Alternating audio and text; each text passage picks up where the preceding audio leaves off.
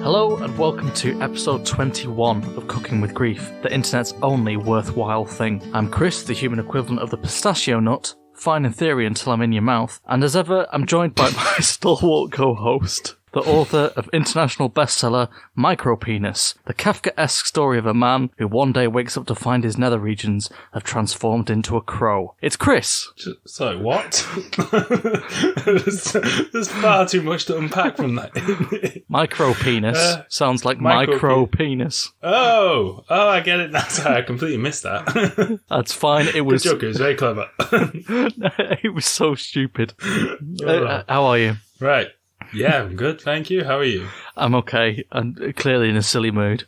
As ever, that's what we do on this podcast. And here's how it works. Each of us, two Chris's, have brought two topics to share with you and each other. It can be anything from a recent headline to a bit of historical trivia or a story about a bum. So Chris, out of those three, what's your first topic all about? So, strangely, Chris, it's actually the third of those options. It's a story about a bum. Oh, good. I like stories about bums. Actually, it's not. I was lying. And it is, in fact, none of those three options you gave me. It's science. So, what do you think the best thing you can do with a mushroom is? Slow cook it with a bit of garlic, stick it in with some fresh pasta, make a nice tagliatelle. So you can tell you've got old because teenage you would have said find the magic ones and get absolutely fucked. But look, middle age comes to us all. Age. You know, sometimes it hits you in your mid-20s and you realise that your days of excess are behind you. It's worth investing in fresh pasta rather than mind-blowing hallucinogenics. Whilst that tagliatelle is a very worthy cause, scientists basically, I was going to say scientists in Cleveland, but the scientists themselves aren't from Cleveland. But over in Cleveland, Ohio, they are working on using mushrooms to make building materials. The reason why they chose Cleveland is apparently it's, and apologies to all of Cleveland here, but I basically only know anything about your city because of the Browns, who are not a good example of anything. Apparently Cleveland's such a shithole that it's got just fuck tons of derelict buildings. Their river was so polluted that it caught on fire. Wow, I did not know that. How? Just, I think, moral outrage at itself. So basically, Cleveland has so many derelict houses that they're saying, so they've decided that to combat, sort of urban decay, literal urban decay, they need to demolish them all, which is obviously a very wasteful process. But what they realised is that you can take a particular type of fungus called, I think it's mycelium. But yeah, they take that and they add it to all the waste from demolished buildings, all the bits of brick and wood, and they call it biocycling. And you mix that with the mushrooms and let the mushrooms sort of grow. So then you get that, and it grows into a material that you can press into bricks or into a glue. And then they're going to use that. So their plan is to be able to knock down an old building. At the moment, it's not 100% efficient, so it's tough to bring in new materials, but they want to eventually be able to knock a whole building down, mix it all with this material, and then just build it back up again. Are they going to call it a fungus? Yeah, the one downside to this is, instead of clever puns, they've just realised they can put bio in front of everything. So biocycling, which is using, like I say, mixing waste from construction with fungus, which is also known as biobinders, and this then creates bioterials. So they've really gone all in the sort of, let's just call everything bio and make it sound sciencey.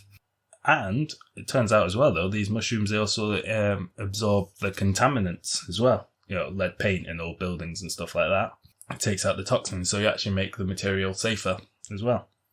And turns out, you mentioned the river that's set on fire, can also be used to clean up contaminated waterways. So is it a newly discovered type of mushroom, or do we have it for a long time and it's just this particular property that's been recently discovered? Yeah, I think it's the idea of using it in this way, which is the new idea. Because that can be pretty revolutionary. Yeah, and it also reduces all the, reduces the wastage. Is this the future, do you think, for, It could be. The quote from the man in the article is they're starting with Cleveland and then they aim to do the moon. But I think that was metaphorical. The company in question is called Red House Studio, and it's led by Christopher Mora, who is from Cleveland and is also a professor at Kent State. So he's a pretty clever chap, I assume. Yeah, you don't know that. He might have bluffed his way through. That is very true. What's the opposite of libel? Is there like a positive libel?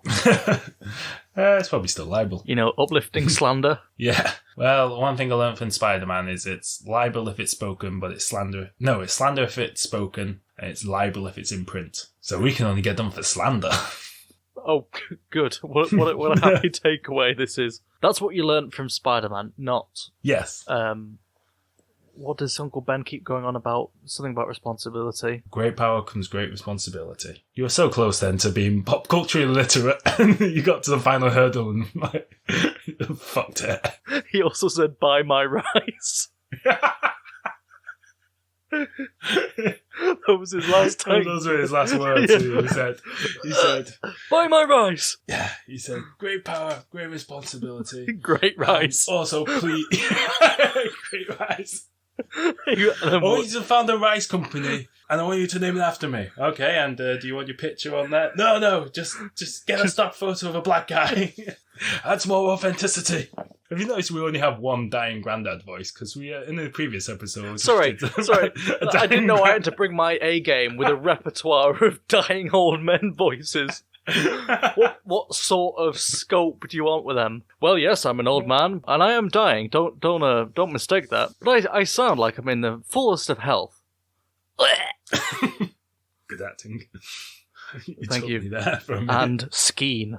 So yeah, I'm just going to pass it over to you now, Chris, for your first topic.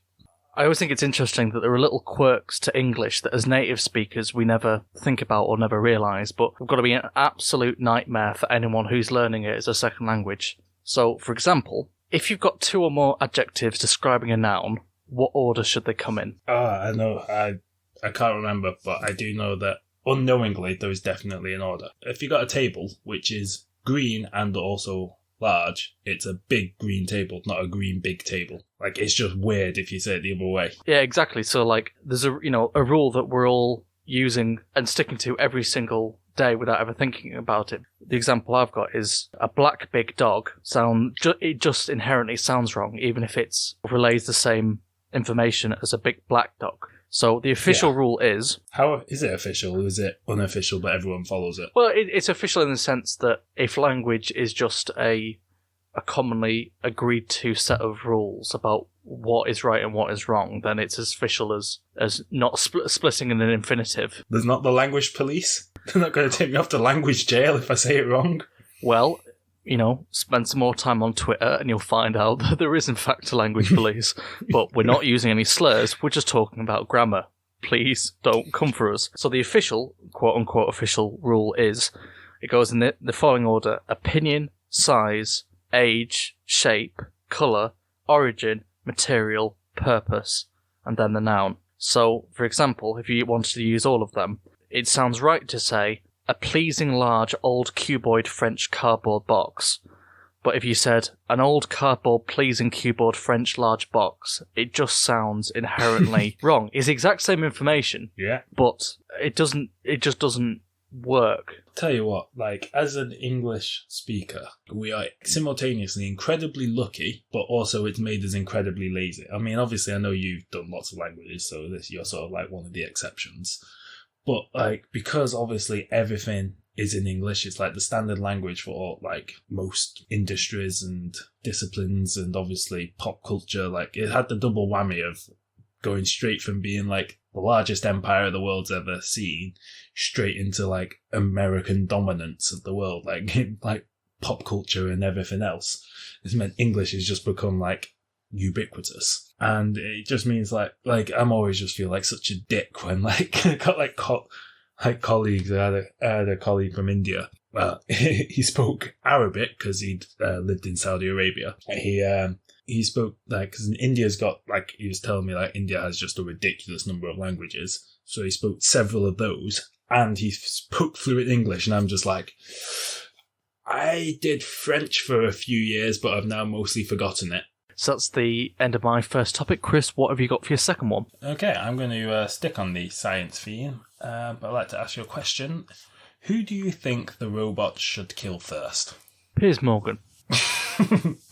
Yeah, he is a bit of a twat. Although, unfortunately, I say, in case our dear listeners aren't aware of our division of labour, this Chris has been the one who is sort of the social media person, and I have discovered that Twitter is an unbearable depth of hell if you go out of if you spread out of your comfort zone, because there are quite a lot of twats. But please subscribe to @CookingWithGrief. Researchers in MIT have been looking at who a driverless car should kill if it ever goes on a Stephen King-esque rampage. Again, nope, that is not entirely true. I will accurately report this story. It's, if a car is going to crash into somebody, a driverless car, how will it decide who does it prioritise to save? Does it prioritise the passengers in the car? Does it prioritise pedestrians? Is it supposed to make an sort of assessment of who's most worthy to live? So the way they've sort of looked into it is they got MIT, they did like a worldwide survey of 40 million responses. That's a good survey size. Yeah, over 4 years. And to work out sort of attitudes around the world to like who should live and who should die. Incidentally, when the food runs out, this will also be how we decide who's going to survive the long, hard winters. And who are the lucky winners? Well, depends where you're from, was the answer. So basically, the way the experiment worked was, I don't know if you've ever seen that thing called like the trolley problem. So like the traditional way that it works is you got a train going down a track, and in front of it, there's say like 4 people like lying on the tracks. And if you don't do anything, the train is going to go and kill those 4 people. But you have the lever to sort of divert the train onto the other tracks where there is a single person lying on the tracks. So it's like, do you do nothing and let 4 people die? Or do you take action but have directly caused the death of 1 person? But sort of you were the ones to make the action. Yeah. It's about your agency. Yeah. And it's sort of like, because obviously in terms of raw numbers, 4 people dying is worse than 1 person dying. But if you're the one who's made the 1 person die instead of just not taking action, although my personal sort of opinion is not taking action is a decision and an action. But anyway, that's neither here nor there. And also one might question why so many people are lying on train tracks. You see, there's been a spike in Old West style bandits, and well, since Red Dead 2 came out, yeah, twirling their mustaches and tying up people and leaving them on the tracks. I hope they were damsels in distress. Only 50%. Although they were all in distress. Right. Well, that's good quality. Question mark? Anyway, on topic. Sorry, yeah. The way they changed it is they've had a self-driving car driving towards a barrier. So it's like half the street has a barrier across it, and in the other half of the street there's a bunch of pedestrians. And then the question is, does the self-driving car crash into the barrier, killing everybody on board but allowing the pedestrians to live? Or does it swerve, kill the pedestrians, but protects the passengers on board? But then, the further question was, would your answer change if the persons you were, swerving to hit included successful businessmen or businesswoman, known criminal, group of elderly people who were crossing the road when they shouldn't have been, so like jaywalkers, and also if the people were actually cows. All right, so not people at all. Yeah. So basically, one of the things was if it's a choice of people and animals basically always lose out. Majority of the time, people said save the humans, no matter who's like at fault. Then there's also like a sort of trend, going back to like the 4 versus 1 thing, save more people. We also apparently are living in Logan's Run because we also want to save the young over the elderly. But then you get some sort of worse things. So not as drastic, but there were some trends saying women should be prioritised over men, which I suppose makes sense from a sort of repopulating the world situation, but sort of equality terms shouldn't really matter. But the worst one is saving rich people over poor people. And also people saving pedestrians rather than the passengers, which is a bit weird because they're the ones in the car that have sort of... You'd expect not to be betrayed by your own car.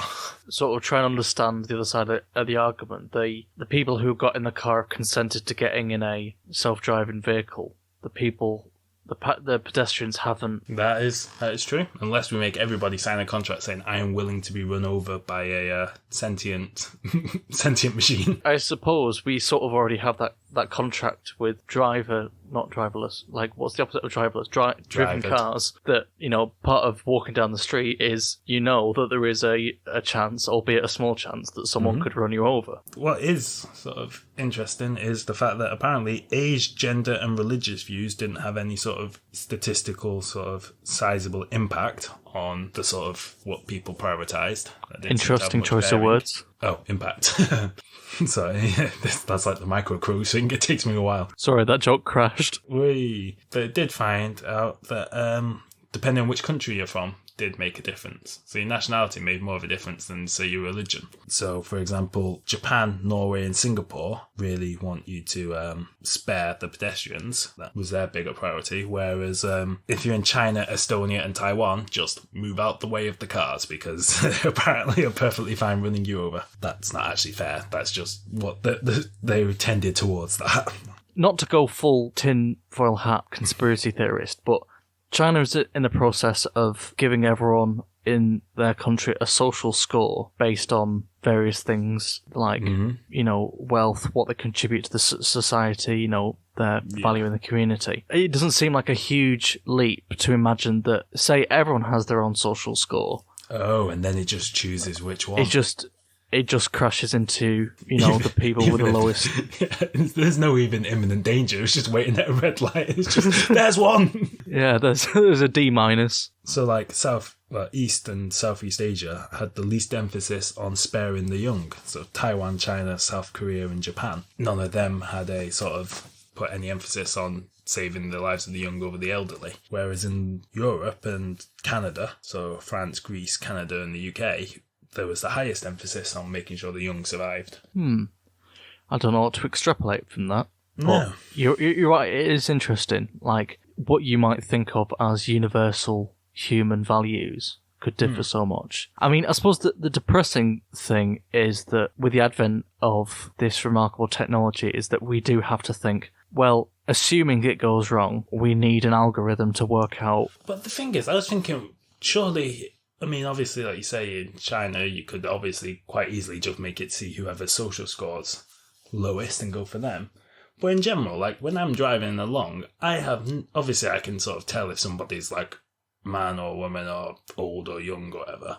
And you can sort of make extrapolations that the guy in the flash suit has probably got more money than, like, person in rags or whatever. But, like in general, like, we don't know all this information and none of that would factor in. Like, when you're driving along, you never have enough time to factor in. Like, I'm never driving along and thinking, if I was to crash now, which one of these would I hit if I had to? Has that guy over there ever been arrested for shoplifting? Yeah, exactly. So, like, do we even really need to have such a debate? Like, surely it'd be easier if we just made it so... And apparently Germany has a law saying cars can't discriminate on these type of things. Yeah, I just don't understand, like, why we'd even need to give them the information to try and work out what it would do with this information. It sure would be easy if we just don't give it the information. Like, the only thing it could judge on is who will, like, passengers versus pedestrians, or, like, passengers in the car versus passengers in another vehicle. And numbers. I say, it should just do what it can to avoid hitting anybody. And if it can't, but it can't, like, choose which ones are more worthy. I take it as read that these are all, like, last options. Oh, yeah, like, this isn't going to be, like, this isn't the first act of... It turns out, like, they're going to make a new Terminator film where Judgment Day was actually just a bunch of Toyota Priuses just going on a rampage. Silently. A quite slow rampage. Yeah. Just... Thing is, I've almost been run over by electric cars twice. Just because they're that damn quiet, you can't hear them sneaking up on you. Yes, and of course, using any of your other senses would be crazy talk. Yeah, but if they're coming up behind you, like, not in a darkened alley, like I was taking the trolley back after putting my shopping away. I didn't hear it come up behind me. And even its, like, car horn was a bit pathetic. It was just more like a hem rather than a We should just... Alright, so... To sort of counteract that, we should make all electric cars should have to have, like, a constant recording of mild engine noise, Nothing too loud, no like Boy Racer revs, but or that could be like an aftermarket kit. Just a general like humming in the background. But also they should have to get like a ship's foghorn. Yeah. Well, we could make the engines louder by swapping them out with like a petrol engine. Yes, we could. And a ship's horn. And the ship's horn, yeah. Make them the size and sound of a ship. Yeah. You know what, let's just ditch off all this individual transport thing and just travel everywhere by cruise liner. I mean, we're very limited. So a few select port towns are the only places anyone in Britain's going to ever visit again, but I think it's really worth it. Well, give it time. That's going to be true anyway. We might as well start building the boats now. These new port towns are going to be like 50 miles inland. They'll find a way. Strong and stable. Exactly. Like a boat on land. like a boat in Bolton. So yeah, that is my robot apocalypse story. So I think it's over to you to close it out. So for my second topic, I'll start off with a question, as we often do. Chris, what would you want on your gravestone? If gravestones are still a thing by the time we snuff it, and if they're not, what animated GIF do you want playing on repeat on your holographic headstone? Well, if we're doing a GIF, I want that the GIF scanners where the guy's head explodes, even if that's not how I died. But in terms of gravestone, first off, I'm a massive egotist, so instead of a gravestone, I'd like like a sort of like a 12-foot statue of me in marble. Obviously, just of my head on the body of a Greek god. Or even get rid of the head and just put the face and body of a Greek god and just You've got to be careful which Greek god, though. Yeah, Hephaestus. Yeah. In terms of Ryan, I'd either want, depending on how I died, if I died in a silly way, I want died as he lived, even if it makes no sense whatsoever. Yeah. I don't know. I was going to say I want to steal Spike Milligan's thing of I told you I was sick. Yeah, that's a good one. But something like that. Something funny. Yeah. You want to keep it lighthearted. And then you would have died as you lived. Yes. I think I'll have nothing is set in stone. Have you seen that graffiti that says, things I hate? 1, vandalism, 2, lists, 3, irony. Yeah. My second topic, I'm going to tell you about an Irish woman named Marjorie McCall, and the reason for her very impressive gravestone, which I will reveal at the end of the story. Ooh, check you out. Foreshadowing. Just shadowing, I think. Yeah, foreshadowing is normally subtle. This is I will tell you the relevant bit at the end, like a normal story. That's not foreshadowing, that's just basic narrative structure. I'm like the opposite of Tarantino. Anyway, right, so she died of a fever in 1705. And, I'm sure there are relevant bits of her life as well, but this is where the relevant story starts. She was buried quickly so as to not spread the fever. And she was buried with a valuable ring because her husband hadn't been able to remove it. So she's buried with a ring. And obviously the crime of the day was grave robbing. So they had she was buried, grave robbers had a poke around, tried to, found the ring, tried to remove it, couldn't, and decided to cut a finger off. And as they did so, as soon as they drew blood, Marjorie woke up from what it turns out was not death. What? Oh, that terrifies me. A coma, and started screaming, as I think is understandable if you woke up. How long was she under for? Not a huge amount. Too long. No, not too long. I mean, from what I read, she was buried quickly because she died of a fever, and that was a sort of catch-all term for illnesses at the time. That it just meant that people die quickly and they need to be buried quickly. So I'm guessing within a matter of days, I suppose. Yeah. Wait, are we sure she wasn't dead? It wasn't a zombie. I'm just checking. I think it's probably. I just want to cover all the bases. It's the least likely of the outcomes, given that she was alive and just hadn't died, and it was a misdiagnosis, rather than the only recorded case of an actual zombie. But it's good to, like you say, cover all bases. Exactly. We can't be too sure. So she wakes up from what I assume was a coma, maybe, and, finds herself freshly buried, having, someone, tried to cut a finger off, starts screaming, understandably, I suppose the grave robbers were, surprised by this. Now, honestly, this is genuinely a fear of mine. What, not being able to get away with a job as a grave robber or being buried alive? That is my second fear. But my first fear is, being buried alive. Or, because it's if you get cremated, you get burnt alive. And I imagine waking up in the oven. Oh, if you get buried alive, you'd be, scratching on the thing, trying to get out. And it'd be like that film where Ryan Reynolds get buried. Kill Bill? Oh, that wasn't Ryan Reynolds. That's not Ryan Reynolds. But, no, it happens in that. So for that reason, I want to be burnt on a pyre, like a Viking or possibly just on a pyre, so that if I wake up, I can sort of roll off and sort of do a runner.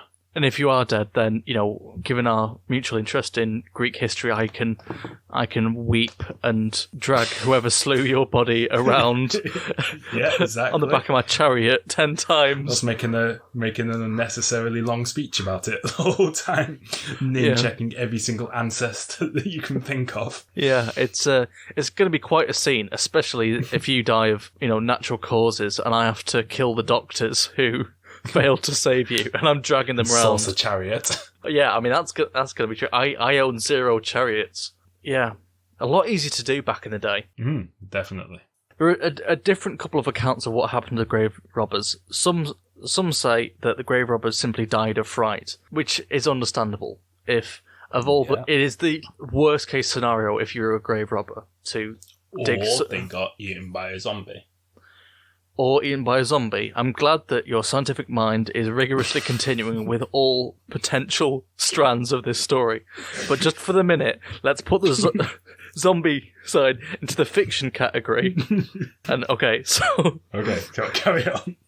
So, grave robbers either died of fright, eaten by a zombie, or simply fled. But what did happen was Marjorie climbed out of the grave and made it back to her home. But she was pissed off.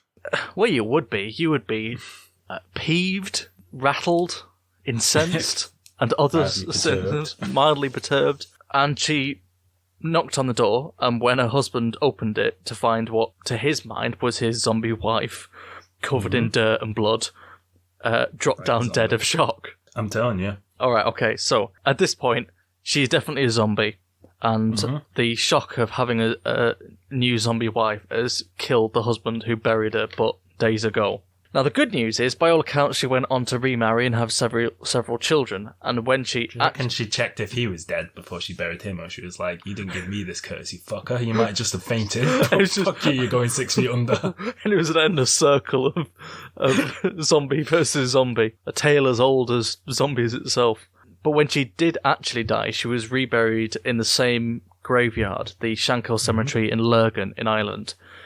With a headstone that read, "Lived once, buried twice." Oh, I like that.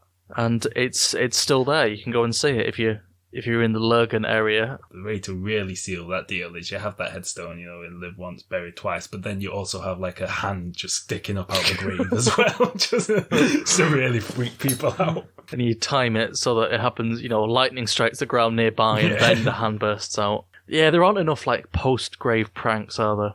But apparently the fear of being buried alive was so commonplace in Victorian times that they often had a bell system, a little bell on the outside and a string, running down through the dirt and then a hole cut through the coffin so you could ring it. And there were ones that had, apparently there was some that had you buried them and then it had a periscope or something so that you could, and somebody would be paid to go and check just to make sure, so it would have a glass bit on What the an top. awful job. And then you just go and make sure the body is definitely not moving. The only thing worse than nothing going wrong at your job is something going wrong at your job. Fuck, we've lost one. Yeah, because, apparently, I don't know how true this is, but I remember reading once about, they dug somebody up back in them days, and there were, scratch marks on the inside of the coffin. Or you think a raccoon got in there? Yeah, again, that's less plausible than a zombie.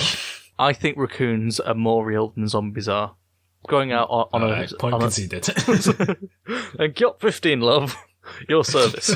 I know as much about sport as popular culture. I don't think it would have been your service if I'd won the point. Maybe, I don't know. It doesn't make a difference in tennis. What, because tennis is pointless, or because you take it in turns to serve? The latter. And a bit of the former. No. Yeah. Anyway, back to being buried. Yeah, that was... Yeah, like I say, I feel like the only way to avoid that sort of thing is, just go full on gaudy. Just get a pyramid. If you realise you weren't dead, but you were buried in a pyramid, I mean, you got loads of space to roam. Yeah, or do what the first Emperor of China did, and all the architects that worked on your palace for Palace of the Dead, bury them, seal them in there with you. So at least if it turns out you're still alive, you've got 300 admittedly quite annoyed mates. I was going to say, they'd be really pissed off. Yeah, you won't be alive for long. Yeah, there's weird. Quite a lot of people did that, didn't they? Where they bury, people with them, just who had the misfortune of knowing you during life. And you're such a dick, you were like, I'm taking you with me. Yeah, or, Vlad the Impaler, who gouged out the eyes of anyone who worked on his mausoleum. Really? Sounds like something you do, but I can't verify that. After it was done, not like, great to have you on board. We take an hour for lunch, and one more thing. My eyes. Yeah, it's got quite a higgledy-piggledy mausoleum. Just none of it makes sense. Talking buried alive, in Rome, there were the Vestal Virgins, whose job was to... Great band. Yes. Besides being a great band, their job was to keep this eternal flame going in honor of the goddess Vesta, who's goddess of the home and the hearth. But they had to swear to chastity, and if they were found to have broken their vows of chastity, they were buried alive, which was pretty harsh. I'm not sure what they did to the man who did that. I think he also got punished quite severely, but not quite as severely as being buried alive. Even in normal circumstances, there's quite a lot of pressure if you know it's someone's first time. If you know that, well, it will be the last. Well, no, but you think you've got to make it worth it. You're like, what shag is worth the risk? I don't think anything is worth being buried alive. I mean, I have quite a strong opinion of myself as evidenced by wanting a 30-foot statue of myself. And I can honestly say that it is in no way worth being buried alive to get your underway. Yeah. With me, anyway. Don't do yourself down. I'm sure you're an excellent lover and well worth being buried 6 feet under. Alive. The experience with me is pretty similar either way. Just squishier. I joke, that doesn't happen anymore. But where do we end it? About 5 minutes ago. Yeah. So, talk of being buried alive, I think we've done it ourselves. We need to stop digging. Yeah, listeners, if we sound muffled, it's the 6 feet of dirt that were piled on top of us. So that's it. That's all 4 topics done. Thank you for listening to episode 21 of Cooking with Grief. Hopefully you've laughed, you've learned, you've licked, you've whatever other verbs you want with that begin with L. Liaisoned. You've liaisoned, you've lamented, you've lacrimated, you've lassoed, you've lolloped, whatever you fancy. So I've been Chris. I too have been Chris. And we'll see you again next time with 4 brand new topics. Lucky you. Goodbye. Bye. Thank you for listening to this episode of Cooking with Grief. If you enjoyed it, please make sure to recommend it to a friend. If you'd like to get in touch with us, you can email cookingwithgrief@gmail.com or follow us on Twitter. That's @cookingwithgrief. If you'd like to hear more episodes, then please subscribe wherever you listen to your podcasts. And if you've got the time, then it'd be great if you could leave us a review on iTunes. Thank you.